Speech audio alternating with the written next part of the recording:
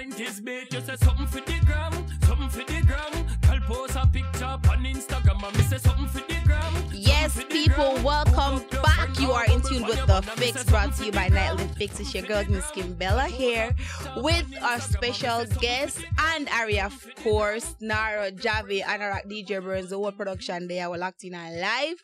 But our very special guest today is, you hear me a while ago, something for the girls, Mr. Eva Hype. Wagwan, Jamaica people. It's a blessing to be here. You don't know The Fix is a mad something. Well, I mean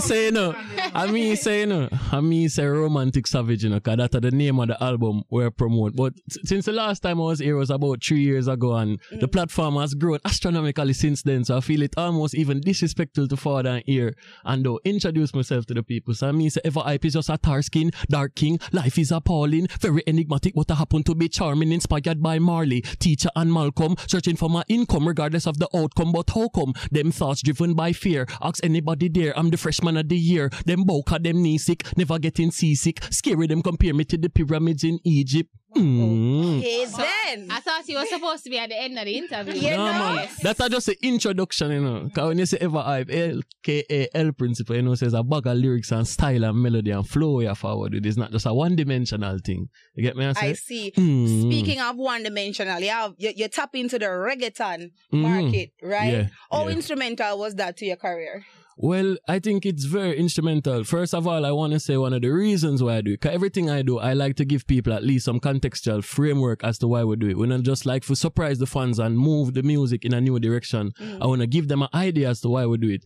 What I've realized is that in the Caribbean and Latin America, there's a huge separation. And if you look at these countries, you look at their historical background, their colonial background, there's so many commonalities. I've gotten the opportunity to travel to a few of these countries and promote the music. When we went to Colombia, Panama, the vibes, which is so similar to Jamaica, the way them interact with them one another. You know, like how me that running on my bridge and say, hey, amigo, can't agree. That is how them do it over this. And then we know, as Jamaican people, you know, we load and we lick rambunctious and we have that expressive something there. So it's upon that premise now why me even choose to get into the reggaeton thing. It's not just like, oh yeah man, some pretty Spanish girl there, you know, want to make some tune for them. It's deeply systemic cultural reasons why we make this type of decision. You get me? Yeah. Deeply systemic. Such big word. No man, no word not big, you know. No word not big. And I'm glad you even raise a point there because I want to get that notion out of Jamaica people head from early. You have to understand, we as black youth in a third world situation weren't even allowed to read a couple years ago, you know. So our word for big. No word not big, man. I said that's something there on me, man. I'm ignorant to them something there, man. No word not big, man. We have to uplift and educate ourselves as black people, man, from a third world situation, because it rough out there for we on the global scale. Right. You get me? So it wasn't a case where you're just going out, you're sampling different markets, trying to find your niche, versus, you know, knowing so you're dancehall, rooted and, you know, vetted versus... No, man, it was definitely a case like that because I've been making music almost a decade now, from high school days, from Woolman's days, big up Woolman's. From about age 14, 15, Ari can tell you, Ari probably been listening to me for a little while now. I've been through many phases musically. There was a time now... there was a time when, you know, me did like reggae, me have a deep love for hip hop as well, you know, I have a deep love for lyrical music. But what I find out in this business, you see, you have to figure out where you fit in. Everybody not gonna be the man where have the song them where get the most blank about in a party and them something. And quite frankly, that don't put no money in your pocket. True. So I can't say how interested I am in that. What I'm interested in though is bridging cultural gap and representing Jamaica in a way that is different and unique by bridging this little gap I see between Spanish and Latin America. And I think it's super important. And I feel once Jamaica people even see how similar the vibes is, they might maybe even get into the little Spanish thing too, because we already have Spanish in patois. I mean, we say me for everything. We go to school, you talk about your bridge and you say, well, I go on hombre, that's still Spanish. Yeah.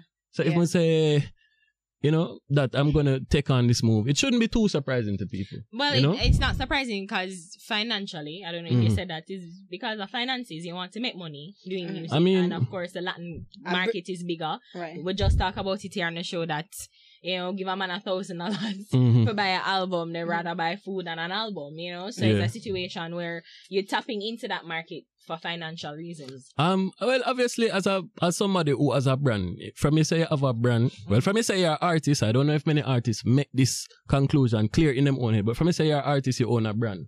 From you have a brand, you must have some business intention. Me not there try, broke. And yeah, we never ever hype for a reason in the sense where we're hype in a humble way because we want the best for our life. And anybody who say them don't want the best for them life, they're lying to you. We want the best things and we want to put it ourselves and our brand forward in the best possible way, but we can hype on the people. There's a big difference between that because the public is smarter than us, you know. And that's something every artist needs to understand. The public is smarter than you. The public can see through your flaws and you can follow them or you feel like them nasty. So once you as an artist understand that, you can be more solid in your thinking and your movements in the business, man. So you think you can benefit financially while bridging the gap between Jamaican culture and the Hispanic culture because you said that is your aim, right? But suppose you have to sacrifice one for the other. How are you gonna manage? Well, I don't look at it as a sacrifice. You get me? I look at things more along the lines of growth. So because I am Jamaican, that don't mean it must limit where I can go. So if I say, estoy trabajando en mi obra maestra, creo que es muy importante y mente abierta en arte música. It shouldn't be a surprise because Cuba is just 90 miles away from us. So this idea that I'm having in my head, it's not really that hard to think about when Cuba is 90 miles from me. All right, the only thing here is say work and important.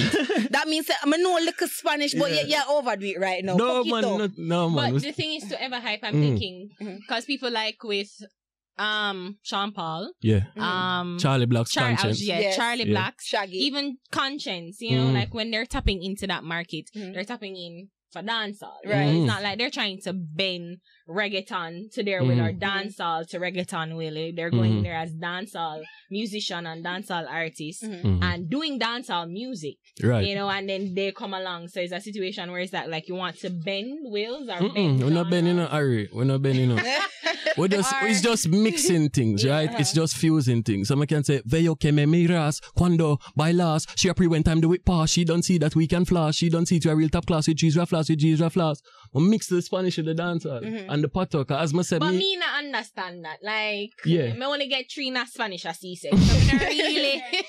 So basically, I get that. I'm saying we go. I mean, so I guess you just depending on the melody. So when you say that, all right, look on Despacito. Despacito one of the biggest song in the world right now. Yes, highest stream song in the world.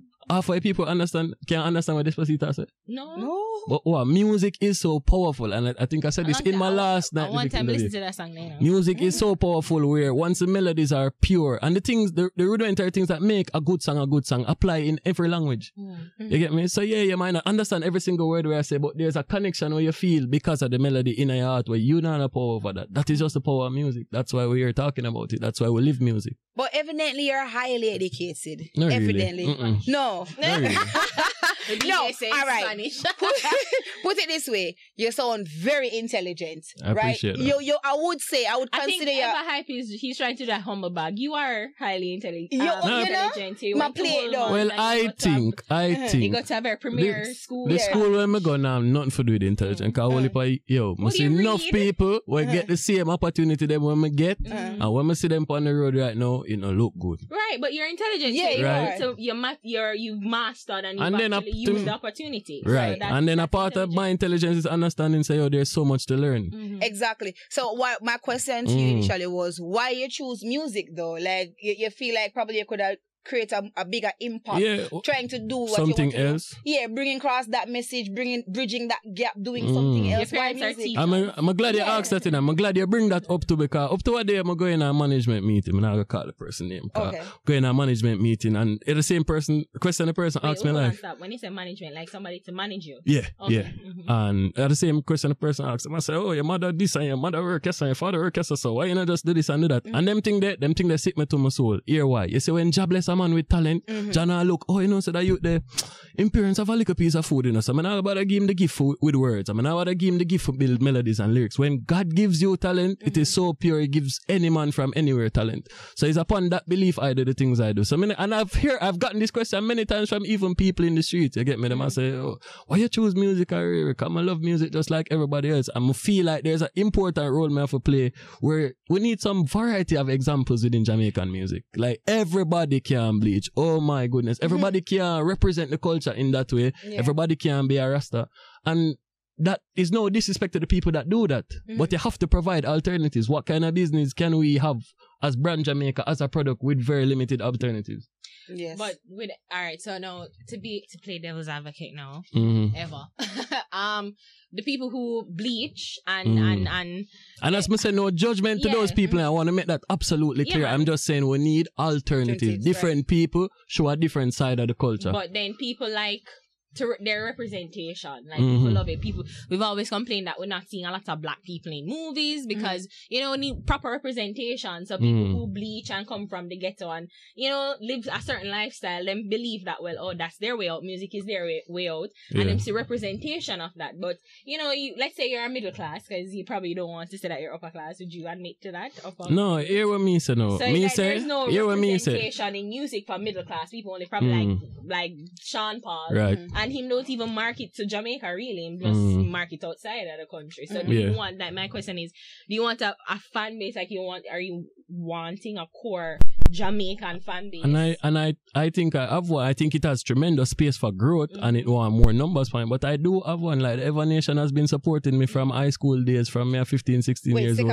You have a name for your fan base. Yeah, man, just like Eva Nation. Yeah, man. I just wanted to make sure. Yeah, man. And they've been supportive for years. I do have a core fan base in Jamaica, and that's why I'm even glad to be here at Nightly Fix now. Because I know there's a lot of people in Jamaica who still haven't interacted with my brand. Some will like it, some won't maybe. But at least being on a beautiful platform like this now, give me the opportunity to get more people involved or at least aware of what we're doing, so them can say, when the thing work on the highest level now, them can say, yo, I never hear that youth yet in Jamaica I'm come from. Right. So at least I get the opportunity to choose. If you don't like the vibes and you not work with it, I don't feel no way personally, because sometimes artists too sensitive. You want salvation. No, man, no, nothing like that, man. Because sometimes artists too sensitive, we can't take criticism, we take it to heart, like, them a judge. Alright, you feel like if you're going to the Nike store and I like a shoes, the industrial designer for the shoes I go vex with you. Just buy the next one, man. And nothing wrong with that, and you keep it pushing. But you see, seeing you're coming from a different angle, a different aspect, right? So who would you say you look up to in the industry now for honing your skills, because you are trying a totally different path, so who you would look up to now? I'm not talk, and I'm glad you asked a question, because I feel as creatives we don't give each other enough credit and strength.